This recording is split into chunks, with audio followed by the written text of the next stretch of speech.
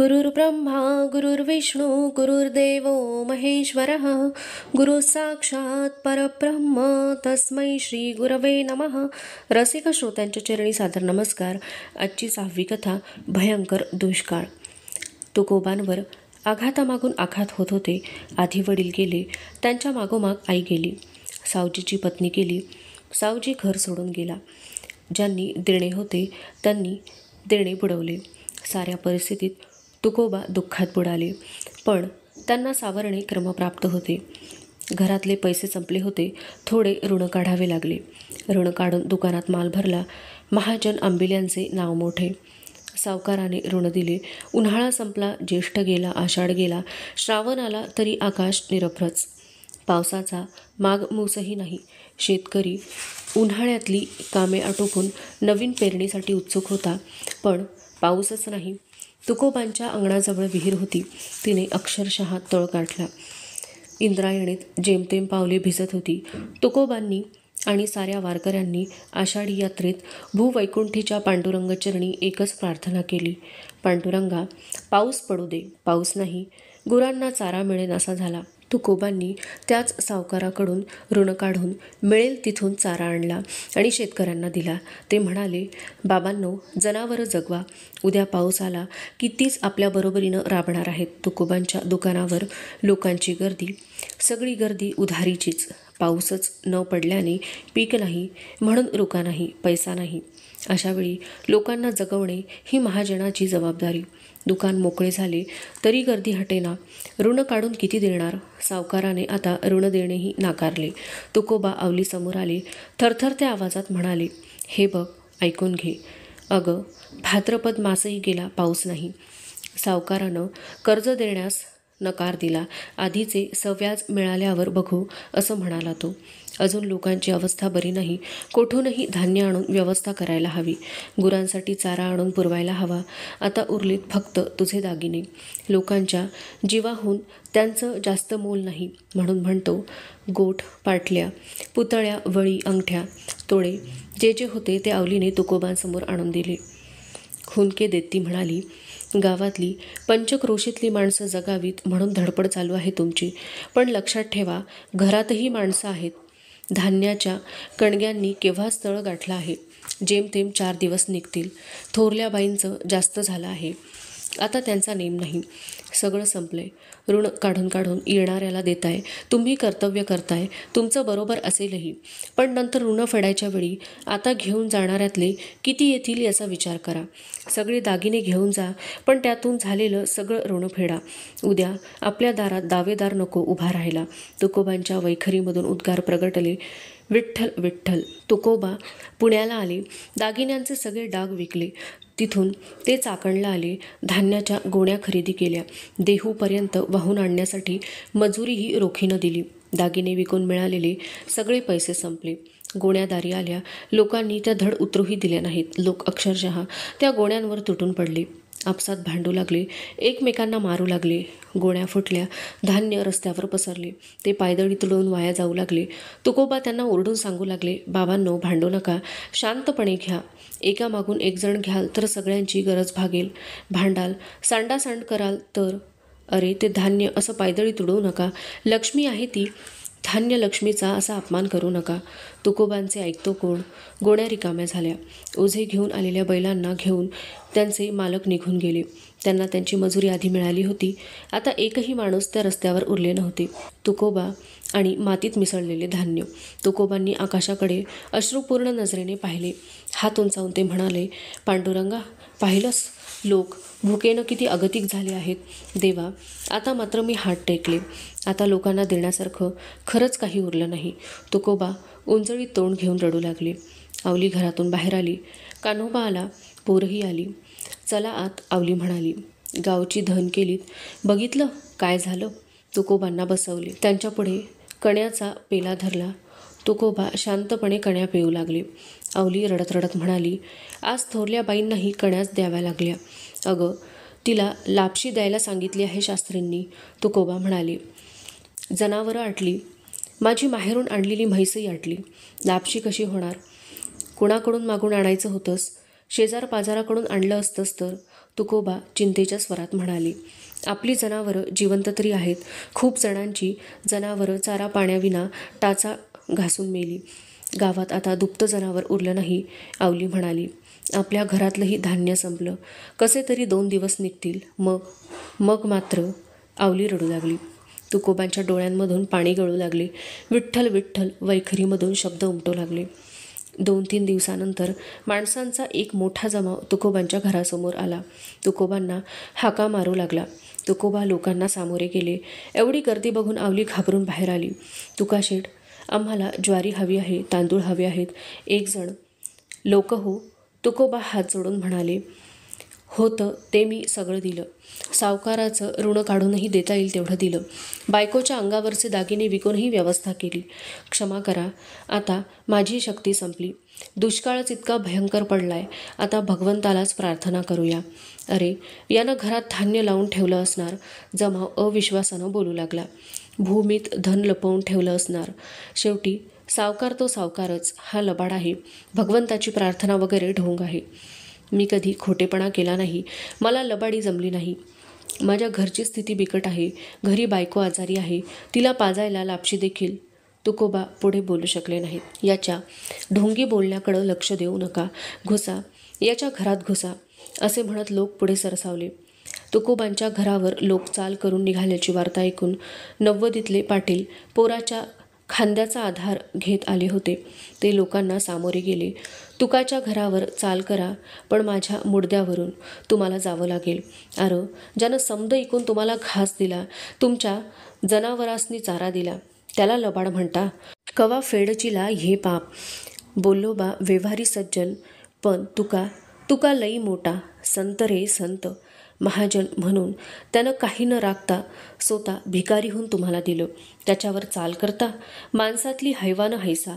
निगाहीतनं, नाहीतर बरं होणार नाही. पाटलांचा आवेश बघून जमाव पांगला. तुकोबांनी पाटलांच्या चरणांवर डोळी ठेवली. पाटलांनी तुकोबांना उठवून घट्ट मिठी मारली. तुका, आता हे समद नाही बघवत. त्यापरास डोळं मिटल्यालं बरं. आता पोरबी हाताशी आल्यात. आता नग हे जगणं. दुकाळाला माणसं राहिली नाहीत. तुकोबा उद्गारले. विठ्ठल विठ्ठल. तुकोबांच्या थोरल्या बायकोला ताप आला. वैद्यबुवांकडे जाण्याची सोय नव्हती. घरात दमडी नव्हती.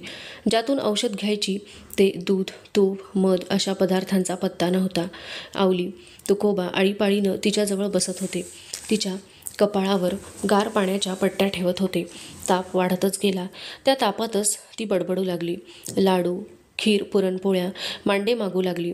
तुकोबांनी तिचे डोके आपल्या मांडीवर घेतले. त्यांच्या डोळ्यांमधून घळाघळा अश्रू गळू लागले. मुखामधून विठ्ठल विठ्ठल उमटू लागले. बोलता बोलता रखमा गप्प झाली, थंड झाली. तुकोबांनी टाहू फोडला. आवली ऊर बडवून घेऊ लागली. तुकोबांची पहिली बायको अशी औषधाविना गेली. तुकोबा या साऱ्या आघातांकडे बघत होते. घडणारे घडत होते.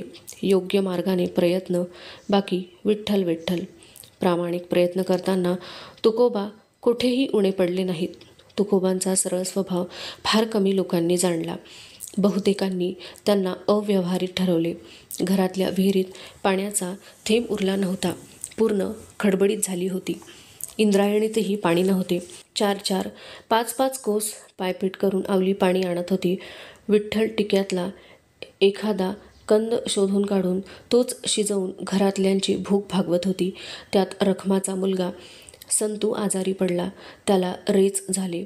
मागोमाग सपाटून ताप आला. रेच थांबले, पण ताप हटेना.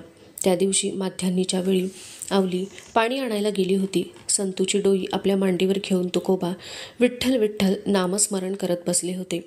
संतूने डोळे उघडले. बा, मला भूक लागली, खायला दे. संतू क्षीण स्वरात म्हणाला. आई आल्यावर देईल हं, तुकोबा म्हणाले. घरात काही नाही याची जाणीव त्यांना होती. मी फार वाईट आहे ना रे संतू. मी तुमच्यासाठी काही केलं नाही. साधा खाऊही दिला नाही तुम्हाला. तुकोबांच्या डोळ्यांमधून टपटप अश्रू गळू लागले. नाही बा, तुम्ही लई मोठा हैसा, संतू म्हणाला. माय म्हणती तुमचा बा लई मोठा हाय. त्याचं मन आभाळा एवढं हाय. त्याची कवनं ऐकावं, त्याचं कीर्तन ऐकाय लई माणसं जमत्यात असं माय म्हणती. विठ्ठल विठ्ठल, तुकोबा म्हणाले. बा, मला पाणी देणार? संतूने विचारले.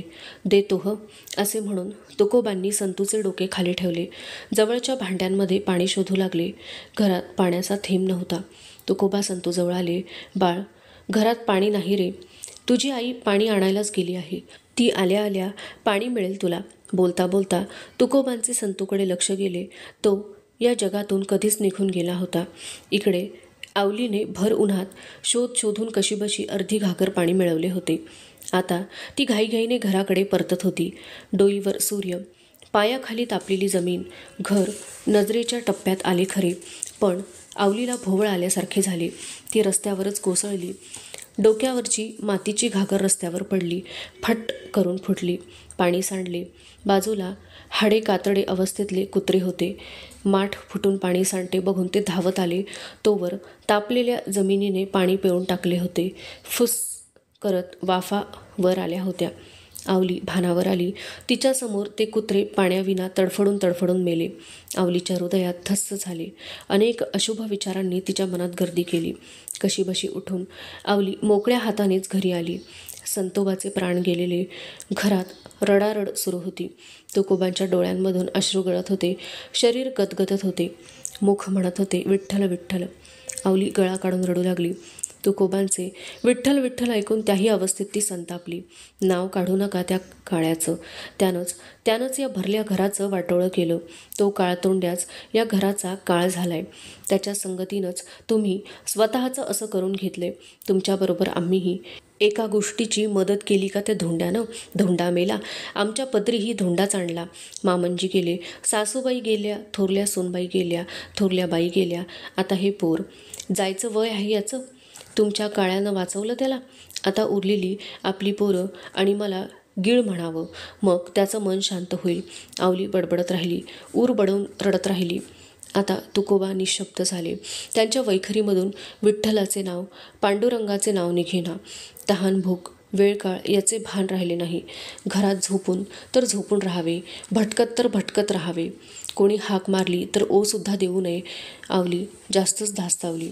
एक दिवस तुकोबा घरात भिंतीला डोके टेकून बसले होते. आज आवलीने सुरण शिजवून मऊ गरगटे केले होते. एका वाटीत घेऊन ती आली. तिने तुकोबांसमोर वाटी ठेवली. गरगटं पिऊन घ्या, जीवाला बरं वाटेल, आवली म्हणाली. तुकोबांचे एक नाही दोन नाही, गेल्या 3 आठवड्यात त्यांनी एक शब्द उच्चारला नव्हता. शेवटी आवली तुकोबांजवळ आली. त्यांचे दोन्ही खांदे गदागदा हलवून म्हणाली, मी बोलले, माती खाल्ली. माझ्या थोबाडात मारा हव्या तर, पण असा अबोला धरू नका. मी चुकले चुकले चुकले. आवलीने स्वतःच्या तोंडावर फडाफडा मारून घेतले. वाटलं तर तुम्ही मला मारा, पण असा अंत नका पाहू. एक शब्दही न बोलता तुकोबा उठले आणि बाहेर निघाले. आता कुठं जाता? आवलीने विचारले. दिवस दिवस घराकडं फिरकत नाही, आमच्या जीवाला घोर लावता. तुकोबांच्या मागून आवली बाहेर आली. बाहेर रस्त्यावर दवंडीवाला दवंडी पिटत होता. तुकाराम बोल्लोबा आंबिले, देहू गावचे महाजन यांच्या घरावर जप्ती आली हो. ढोल बडवून दवंडी पिटत होता. त्याच्या मागे लहान मुलं, बायका, पुरुष यांची गर्दी होती. एका बैलगाडीतून सावकार, दिवाणीतले अधिकारी उतरले. सावकारांनी तुकोबांना जप्तीच्या हुकुमाचा कागद दाखवला. तुकोबांनी तो पाहिला आणि परत दिला. सावकार म्हणाले, तुकाशेठ, मोठी परंपरागत तुमची महाजनकी, तिचा आम्ही आदर करतो. झालेल्या व्याजाची रक्कम जरी दिलीत तरी आम्ही आज जप्तीचे काम करणार नाही. आहे तयारी? देता व्याज? तुकोबांनी नकारार्थी मान हलवली. सावकाराने नोकरांना खूण केली. नोकर घरात घुसले. मोठमोठे हांडे, कळशा, पितळेच्या तांब्याच्या घागरी, घंगाळी, पराती, थाळ्या असे साहित्य बाहेर काढले गेले. सावकाराचा कारकून यादी करत होता. घरातली मोठी भांडी संपली. कारकुनाने सावकाराहाती कागद दिला. सावकार तो कागद घेऊन तुकोबांकडे आला. तुकाशेठ, खरं तर आमची दिवाणीत फिर्याद करण्याची इच्छाच नव्हती, पण शेवटी व्यवहार आहे. सावकारांनी तुकोबांपुढे कागद केला. तुकोबांनी त्यावर सही केली. सावकार, दिवाणीतले अधिकारी, नोकर आणि सामानाची गाडी निघून गेली. सारे देहू जमा झाले होते. आवली दगडासारखी निश्चल होऊन उभी होती. हळूहळू गर्दी ओसरली. आवली तशीच अंगणात बसून राहिली. थोड्या वेळाने तुकोबा आवलीजवळ गेले. तिला उद्देशून म्हणाले, आज मी मोकळा झालो. बऱ्याच दिवसांनी तुकोबांच्या मुखातून शब्द उमटले. आवलीला हुंदका फुटला. तुकोबा म्हणाले, मोठी मोठी भांडी करायचीत काय, त्यात ठेवायचं काय, रिकामी राहण्यापेक्षा गेली ते बरंच झालं. त्या भांड्यात नको जीव गुंतवूस. माझा जीव हा व्यापार, ही महाजनकी, या वस्तू यांच्यात कधीच गुंतला नव्हता. एकच गोष्ट या उरात जपली होती, अंबिल्यांची अब्रू. ती जपण्यासाठी सगळा आटापिटा केला, सगळे सायास केले. आता ती अब्रूही गेली. आता मी मोकळा झालो. विठ्ठल विठ्ठल पांडुरंग, विठ्ठल विठ्ठल पांडुरंग. तुकोबा घराबाहेर पडले. आवली ते गेल्या वाटेकडे बघत राहिली. तुकोबा चालत होते, मुखाने गात होते. बरे झाले देवा निघाले दिवाळे, बरी या दुष्काळी पीडा केली. अनुतापे तुझे राहिले चिंतन, झाला हा वमन संसार. बरे झाले देवा बाईल कर्कशा, बरी हे दुर्दशा जनामध्ये. बरे झाले जगी पावलो अपमान, बरे गेले धन ढोरे गुरे. बरे झाले नाही धरिली लोकलाज, बरा आलो तुझ शरण देवा. बरे झाले तुझे केले देवाईल, लेकरे बाईल उपेक्षिली. तुका म्हणे बरे व्रत एकादशी, केले उपवासी जागरण. धन्यवाद.